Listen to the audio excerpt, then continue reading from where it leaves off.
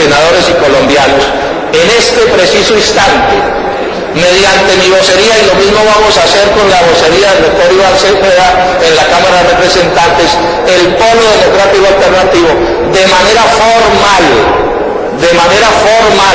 de acuerdo con el artículo 112 de la Constitución Nacional de la República de Colombia, se declara en oposición al gobierno del presidente Juan Manuel Santos. Formalmente, lamentando además que seamos el único que lo hace, pero bueno, esa es la realidad, y esa realidad, por supuesto, vamos a razonarla brevemente. Señor presidente, permítame dar unas cuantas explicaciones de por qué hemos decidido declararnos en oposición formal a este gobierno, no rogando,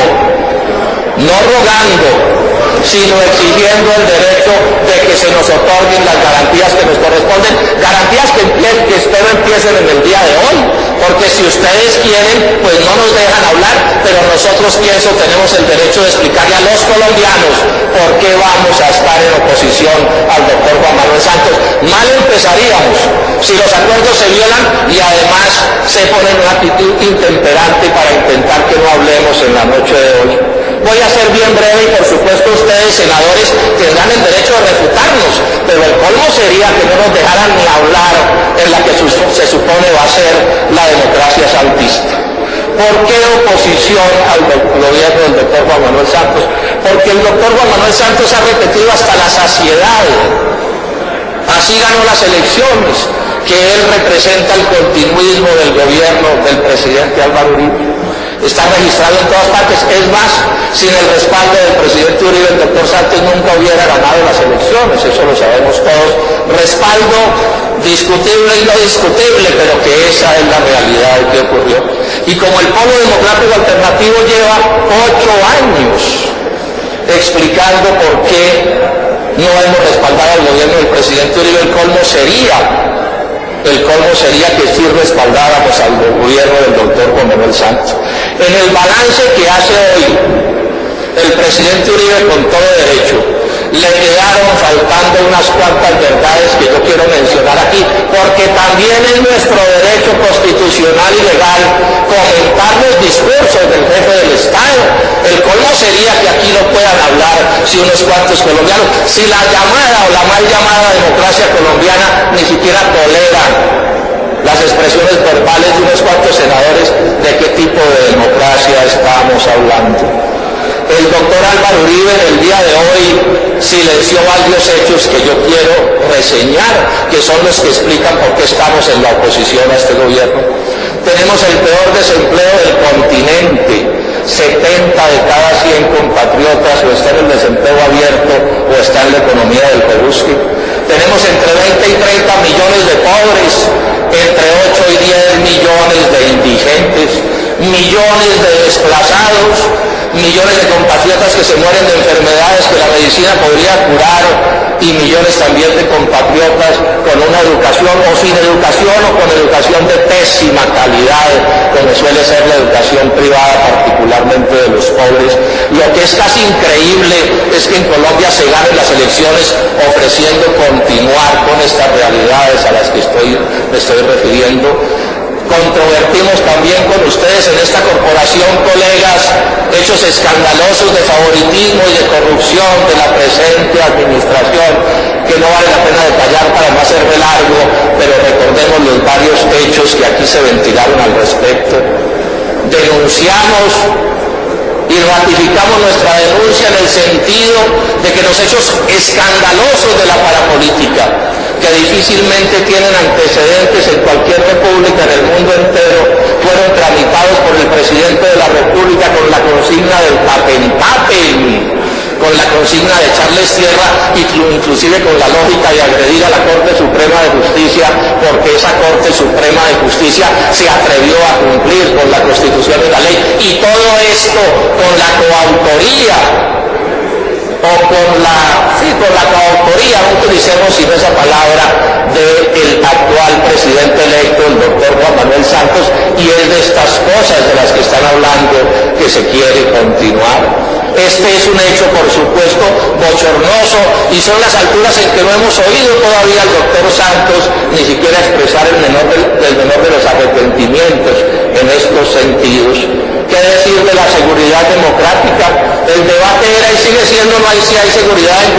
sino si es democrática. Y cómo es democrática una seguridad con redadas masivas, con falsos positivos, con chuzadas de los teléfonos por parte del DAS, con bases de guerra gringas. Hoy, cuando estamos conmemorando los 200 años de la expulsión de las tropas españolas del sagrado territorio nacional, nos dan como regalo llenar al país de tropas extranjeras de la única potencia que podría ocuparnos militarmente. La pérdida de la soberanía es de lo que estamos, por supuesto, hablando.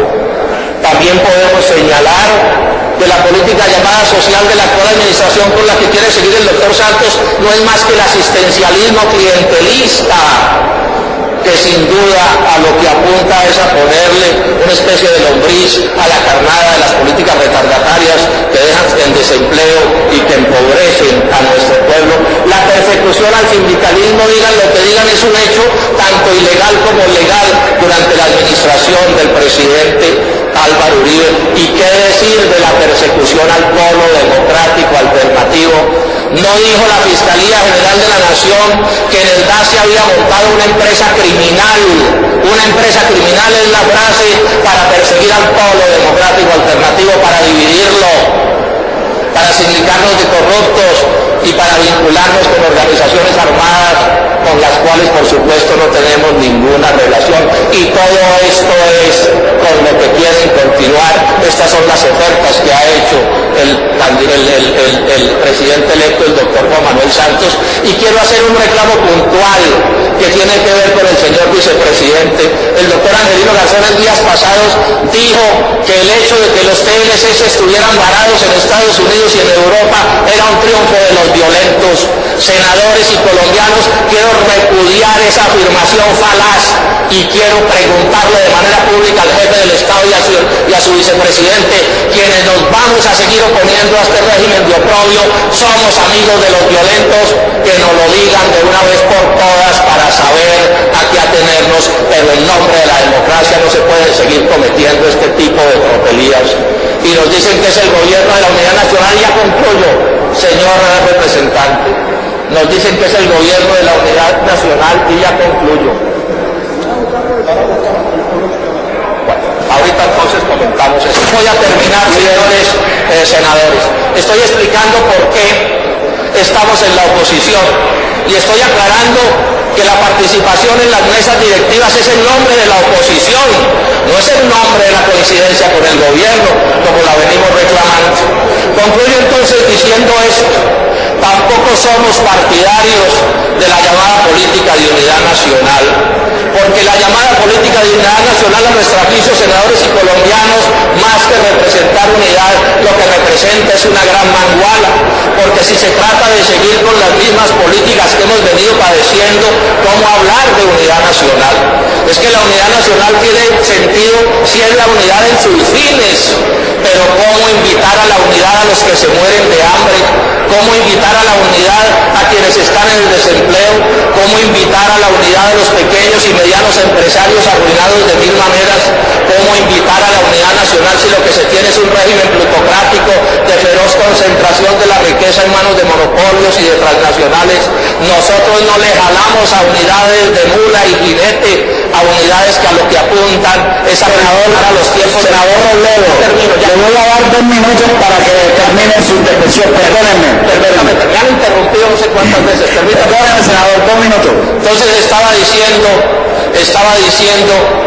que en estas circunstancias tampoco participaremos ni estamos de acuerdo con el criterio de la unidad nacional, porque esa unidad nacional de la que se habla no tiene fines de unidad nacional, tiene fines de santificar un régimen plutocrático que excluya a millones de colombianos del progreso que debiera desarrollarse en este país.